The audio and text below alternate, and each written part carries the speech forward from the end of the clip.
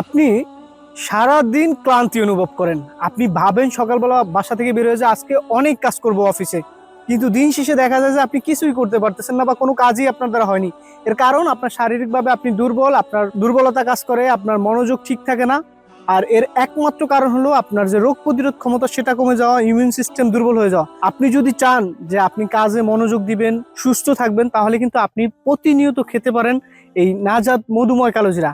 কারণ কালোজিরা সম্পর্কে হাদিসে বর্ণিত আছে, হযরত মুহাম্মদ সাল্লাল্লাহু আলাইহি সাল্লাম বলেন, মৃত্যু ব্যতীত সকল রোগের শিফা এই কালোজিরাতে।